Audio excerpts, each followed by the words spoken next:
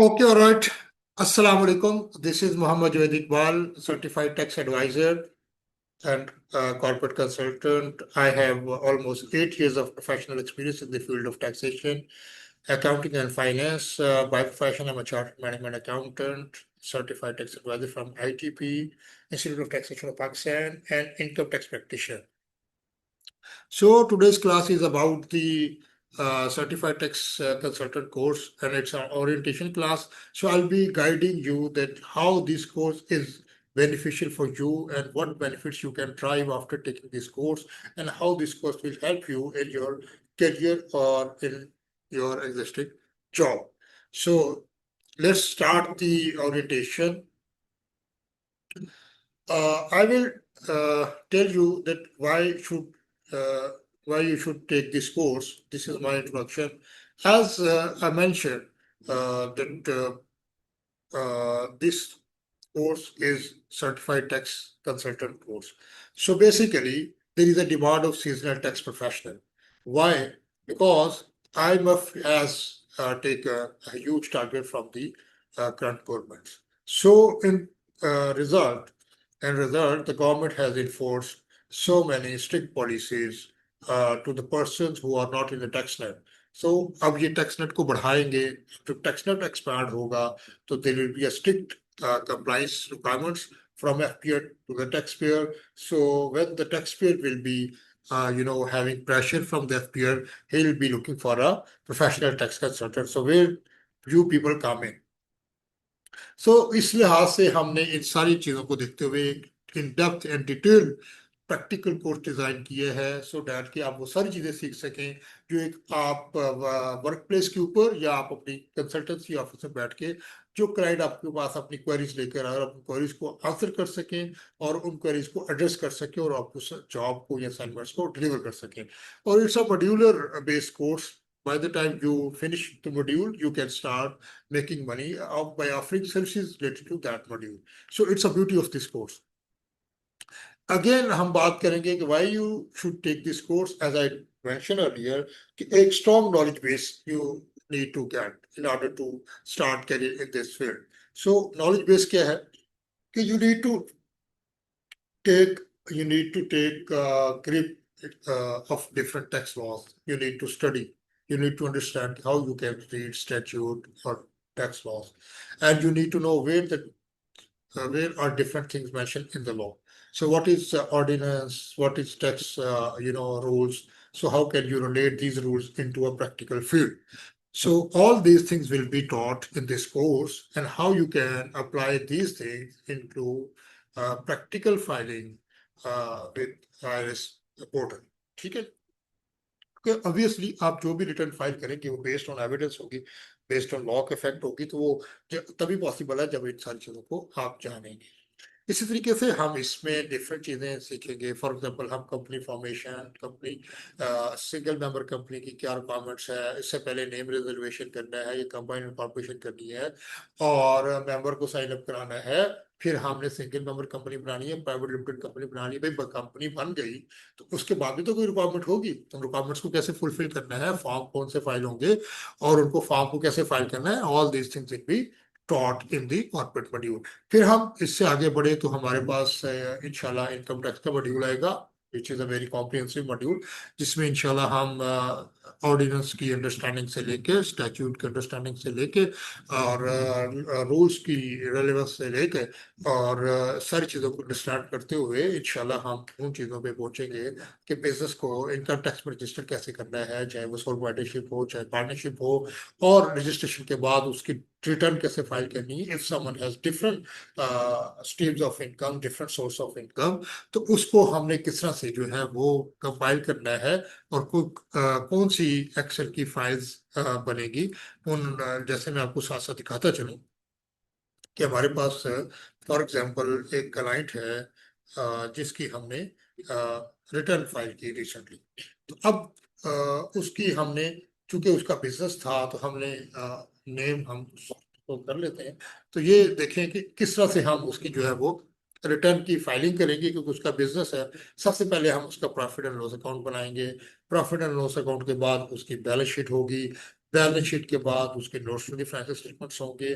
फिर उसकी अगर डिफरेंट सोर्स ऑफ इनकम है, जैसे प्रॉपर्टी इनकम है, तो हमने प्रॉपर्टी इनकम को भी देखना है कि प्रॉपर्टी इनकम जो है वो कैसे उसकी वर्किंग बनती है, और इस वर्किंग को फिर हमने किस तरह से अपने टैक्स रिटर्न के अंदर इनकॉर्पोरेट करना है। फिर हमने टैक्स कंप्यूटेशन देखनी है कि टैक्स कंप्यूटेशन कैसे होती है, किस तरह से हम अपनी इनकम को लेके आते हैं।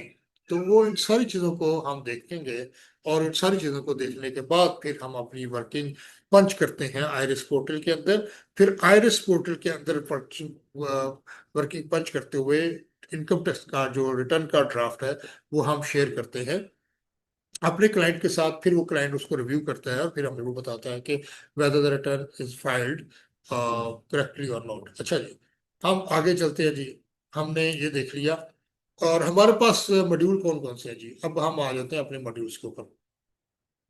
हमारे पास कॉर्पोरेट का मॉड्यूल है, जिसमें मैं आपको मेजरली बताऊंगा हमने क्या क्या चीजें कवर करनी है। मतलब एक कॉर्पोरेट मॉड्यूल एक अलग मॉड्यूल है, एक अलग असाइनमेंट है, एक अलग जॉब है। यानी कि अगर आपने देखा होगा, there are lot of people who are mere only working in a corporate sector. They don't offer taxation services. They don't specialize their self in taxation. They only offer corporate matter services. So it's a अलग domain. So it's a separate domain.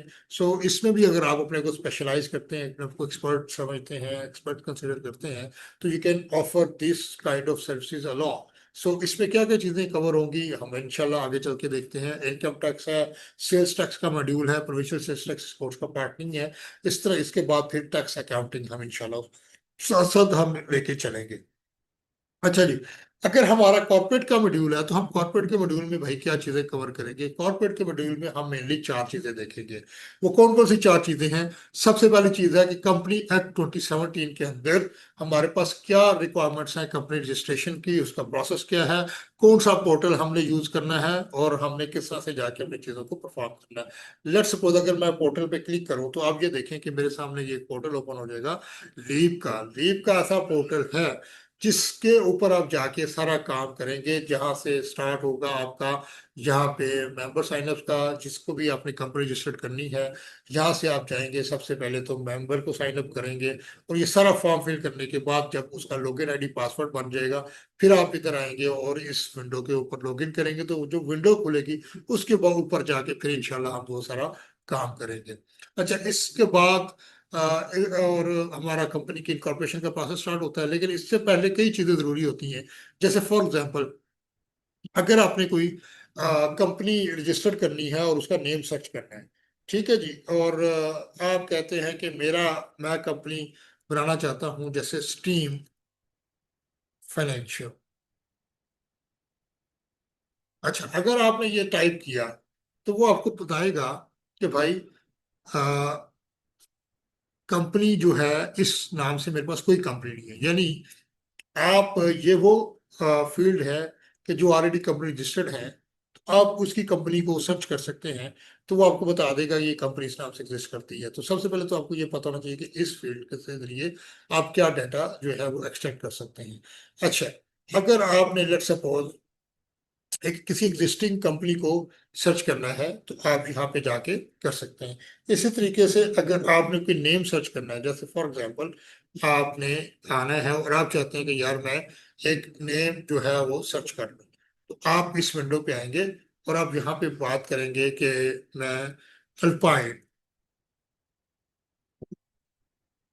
Search कर रहा हूँ, alpine let's suppose. तो वो आपको कहेगा कि भाई अल्पाइन लिमिटेड के नाम की बहुत सारी कंपनीज ऑलरेडी मौजूद हैं, तो आप ये नाम नहीं ले सकते। तो देखिए उसने नीचे ग्रीन कलर की लाइन में हमें बता भी दिया, companies listed in the above were found according to the given criteria, you may contact the concern CRO for further processing. तो आप ये नहीं है, तो हम लेते हैं पेज। पेज कमर्शियल है, जेनिफर।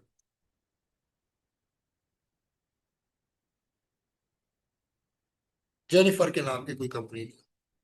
सो अब ये कंपनी हमने ढूंढ ली कि जेनिफर के नाम की कोई कंपनी नहीं है, तो हमने कंपनी, हालांकि कुछ नाम जो इम्पोर्टेंट है वो मैं आपको लॉ में जब बताऊंगा। कुछ नेशनल हीरोज हैं जैसे कायदे आजम है, ये इस तरह की चीजें हैं, उनके नाम रखना थोड़ा सा रिस्ट्रिक्टेड है लॉ में।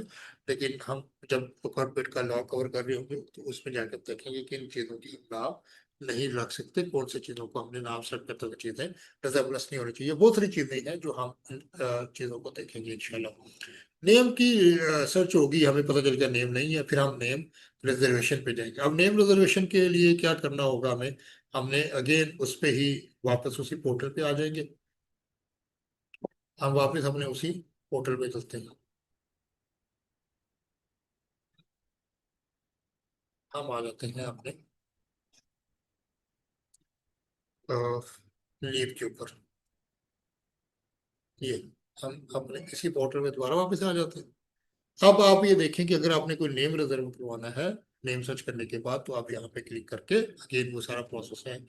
आप उसको जो आपने लॉगिन बनाए होंगे उसको लॉगिन करेंगे तो आप ये सारा उसको रिजर्व कर देंगे। उसके बाद फिर हमारा सारा इनकॉर्पोरेशन का प्रोसेस जो है वो स्टार्ट हो जाएगा। ठीक है, ये सारी गाइडलाइन है। अच्छा, ये एक हमारा सेगमेंट है कॉर्पोरेट मॉड्यूल के अंदर एसईसीपी। इसमें company incorporation, name reservation, name की availability, reservation, registration, filing and all that, ये सारा इसमें करेंगे। इसके बाद आता है फिर ट्रेडमार्क। ट्रेडमार्क क्या होता है? Trademark is the registration of A companies unique logo and you know the name mentioned with the logo. So इसकी जो है इंटेलेक्चुअल प्रॉपर्टी ऑर्गेनाइजेशन के साथ रजिस्ट्रेशन होती है, उसका क्या लॉ है और इसकी क्या क्लास क्लास क्या होती है इसके अंदर। इसमें एक क्लास देनी होती है अपने बिजनेस के डिस्क्रिप्शन से रिलेटेड, वो क्या चीज़ है और हमारा ये कहाँ पे जाके हम इसको फाइल करते हैं, ये हम इंशाल्लाह इस पोर्टल के अंदर जाके इसको सारा कवर करेंगे, प्रैक्टिकली देखेंगे। मैंने आपको पहले बताया कि ये आपको याद रहे कि पूरे का पूरा जो कोर्स का हमारा फोकस होगा वो प्रैक्टिकल चीजों पे होगा। लॉ को रेफर करना जरूर बताया जाएगा, लेकिन लॉ की डेप्थ स्टडी इस टेन्योर में पॉसिबल नहीं है। We'll be guiding you side by side ki how you can refer the relevant law. So you have to study yourself and rather refer the law so that wherever you feel कि मुझे law की understanding लेनी है, you can refer yourself. We'll train enough कि आप उस law को refer कर सकते हैं. So this is the intellectual property organization portal. We'll make account here and then we'll file the intellectual trademark registration application here. So it's a timeline. इसमें 6 से 8 महीने का टाइम होता है, उसमें डिफरेंट फेसेस होती हैं। वो सारा हम इसके इंशाल्लाह देखेंगे कि किस तरह से हम ट्रेडमार्क रजिस्ट्रेशन को कर सकते हैं। उसके बाद then we have a Pakistan single window जिसमें इंपोर्ट एक्सपोर्ट की पूरी डिटेल्स हम देखते हैं। अच्छा, ये पोर्टल ओपन नहीं हो रहा था, अभी शायद देखें ओपन हो जाए। इसमें कोई प्रॉब्लम आ रहा था इनकी वेबसाइट के ऊपर, अगर तो ये ओपन हो जाता है तो इसकी भी चीज़ें देखेंगे। मैं आपको बताऊं, इसमें जो ये पाकिस्तान सिंगल विंडो को आज से कुछ साल पहले कहने के ये वीबॉक होता था और अब ये पाकिस्तान सिंगल विंडो है, पीएसडब्ल्यू के नाम से जाना जाता है। और इसके अंदर जितनी भी आपकी इंपोर्ट की जीडीज हैं और जितने भी फॉर्म एक्सपोर्ट से रिलेटेड चीज़ें हैं वो इसी के अंदर फाइल होती हैं और इसी से आपकी जो ट्रैकिंग होती है। और ये एफपीआर के साथ इंटीग्रेटेड है, यानी आपकी जितनी भी इंफॉर्मेशन एफपीआर के पास रजिस्टर्ड है, जैसे इस अकाउंट पे आप लॉग इन करेंगे, अपना सीएनआईसी एंट्री नंबर डालेंगे तो सारा वो रिकॉर्ड फैच करके वहां से ले आएगा और आपको अपने पास उसी डाटा के साथ रजिस्टर कर लेगा। फिर उसके बाद जितना भी आपका इंपोर्ट के ऊपर, जीडीएस के ऊपर जो भी आपकी कस्टम ड्यूटी टैक्सेस हैं, वो सारे के सारे ऑटोमेटिकली आपके एफपीआर के साथ भी शिफ्ट हो जाएंगे और आपके सेल्स टैक्स रिटर्न में वो शो हो रहे होंगे। तो ये सारी वर्किंग भी इंशाल्लाह हम इसके अंदर देखेंगे कि किस तरह से हमने पाकिस्तान सिंगल विंडो के पोर्टल को यूज करना है और फॉर्म की फाइलिंग हमने कैसे करनी है। अगेन वही मसला आ रहा है, इसका पोर्टल नहीं चल रहा, तो हम इंशाल्लाह आफ्टर सम टाइम या जब लाइव क्लास होगी तो इसको इंशाल्लाह देखेंगे।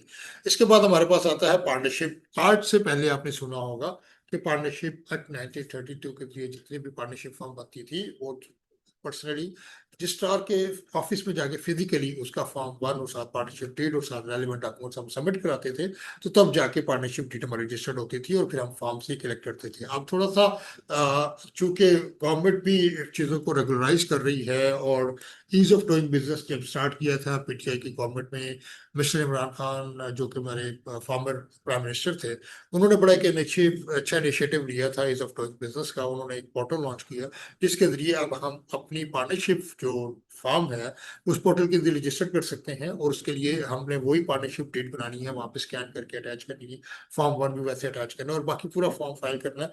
तो ये पोर्टल पे कैसे काम होगा, ये ऐसा पोर्टल है, इस तरीके से हम इस पोर्टल पे अपना अकाउंट बनाएंगे, सारा कुछ करेंगे, और फिर इस पोर्टल के ऊपर जाके हम अपनी सारी इन्फॉर्मेशन डालेंगे और हम अपना वो काम कंप्लीट करेंगे। So this is how we will complete our corporate module. Then we have a income tax module. इसमें हम ऑलरेडी बता चुके हुए हैं कि हमने इनकम टैक्स मॉड्यूल के अंदर इनकम टैक्स ऑर्डिनेंस की अंडरस्टैंडिंग और एप्लीकेबिलिटी के ऊपर बात करनी है। फिर हमने स्टैट्यूट को रीड करना सीखना है, टैक्स लॉ को किस तरह से इंटरप्रेट करते हैं वो देखना है, कौन सी चीज़ लॉ में कहाँ लिखी हुई है उसको देखना है। फिर इंपॉर्टेंट टर्म्स एंड सेक्शंस को देखना है, ये बड़ी इंपॉर्टेंट चीज़ है। जो इंपॉर्टेंट सेक्शन है जो टू डेट वैसे तो 352 के करीब सेक्शन है, जो कि वैसे नंबर देखें तो 242 या 52 के करीब बनते हैं, लेकिन वैसे चूंकि नंबर्स के साथ, क्योंकि सेक्शन 6 है, तो इस तरह से मिला के 317 सेक्शंस बनते हैं। तो सारे सेक्शन रीड करना भी पॉसिबल नहीं है। ओनली दो section will be referred which are required to be addressed on daily basis. ठीक है जी।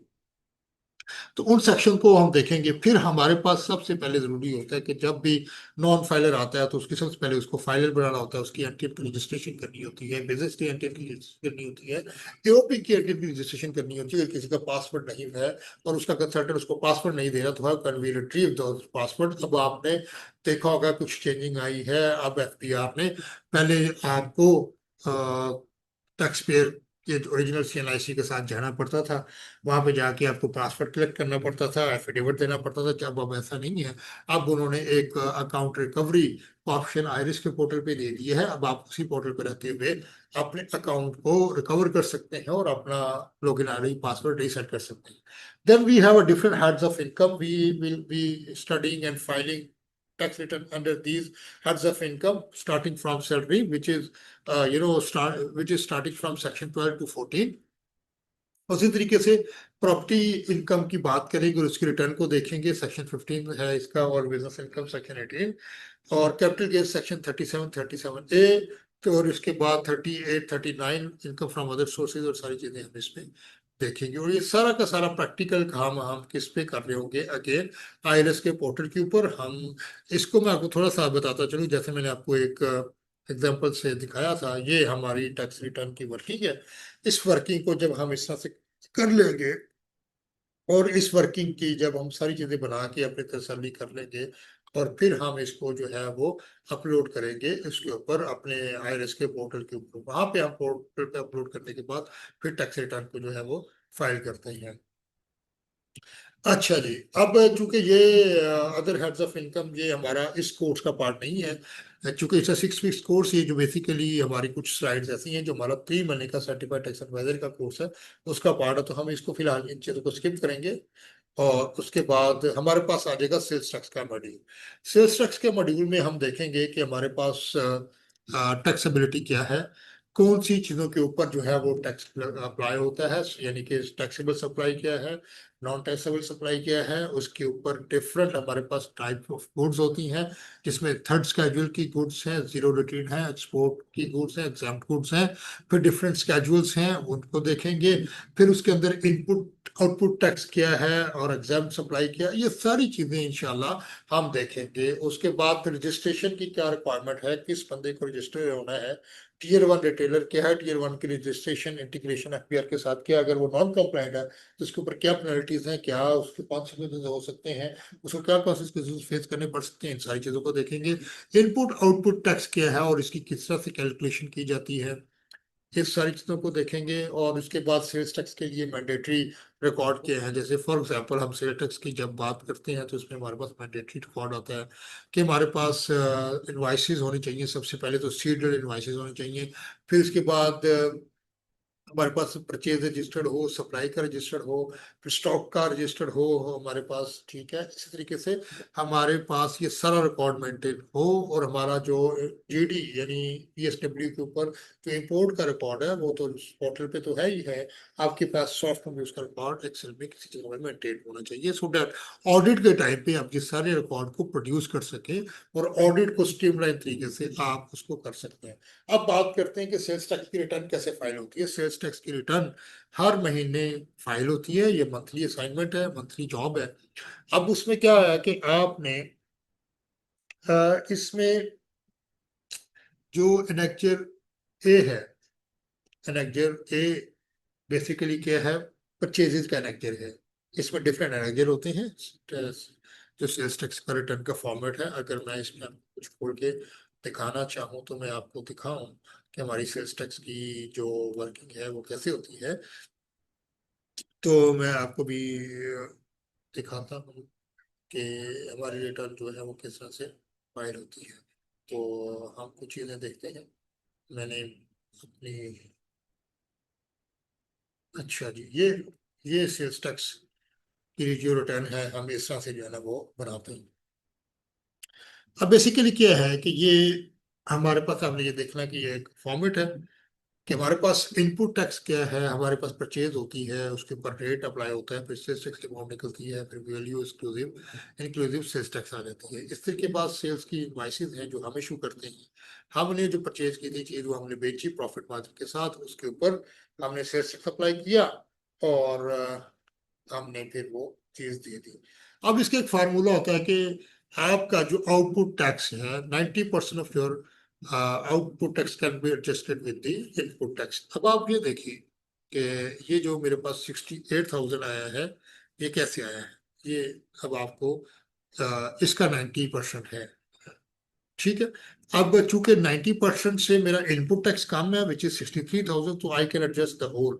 सो मैंने 63,000 ये एडजस्ट कर लिया, मेरे पास 68,850 में से 63 गया, तो 5,890 ये बच गया, प्लस जो ऊपर वाला 10% था जो मैंने पे करना था, वो 7,600 500 ये था। तो मैंने ये पे करने के बाद 13,500 टोटल मेरा जो टैक्स का डिफरेंस था इन दोनों का, वो मैच कर गया। तो मेरी रिटर्न बन गई, तो मैं अपनी ये रिटर्न फाइल कर दूंगा। 4% फर्दर टैक्स होता है for those who are not registered with the sales tax department, तो उनके ऊपर हम एडिशनल 4% सेल्स टैक्स चार्ज करते हैं। अच्छा, इसके बाद फिर हम डिफरेंट स्केड्यूल को देखेंगे।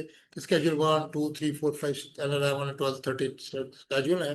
कुछ इसमें फिक्स टैक्स के स्केड्यूल आते हैं, कुछ विदाउट टैक्स के स्केड्यूल आते हैं। तो वो सारे स्केड्यूल को भी हम इस तरह से देखेंगे, और इस तरह से उनको जो है वो सारे स्केड्यूल को क्रिएट करेंगे। अच्छा, ये जब सारा आप कोर्स कंप्लीट कर लेंगे, तो अब क्वेश्चन ये आता है कि आप कोर्स करने के बाद काम किस तरह से ढूंढेंगे। काम ढूंढना है ना, after completion of this course, how you can find work. So उसके दो तरीके हैं।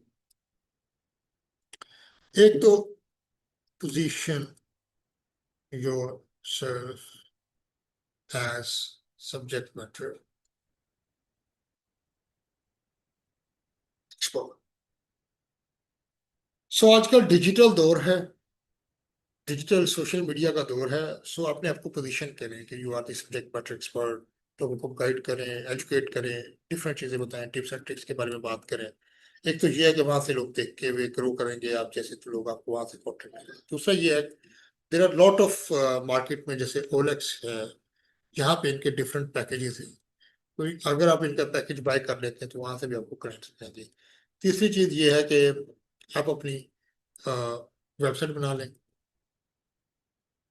वेबसाइट, और उसकी अच्छी सी एसईओ करें, तो आप वहां से क्लाइंट जो है ना वो ढूंढ सकते हैं, और आपको अच्छी क्लाइंट वहां से मिल सकती है। फिर बात आती है कि आप क्लाइंट, कॉर्पोरेट क्लाइंट कैसे लें। देखिए, कॉर्पोरेट क्लाइंट तो आपको रेफरेंस बेस्ड ही मिलेंगे, रेफरेंस बेस्ड क्लाइंट्स, या you need to visit their offices where you sell.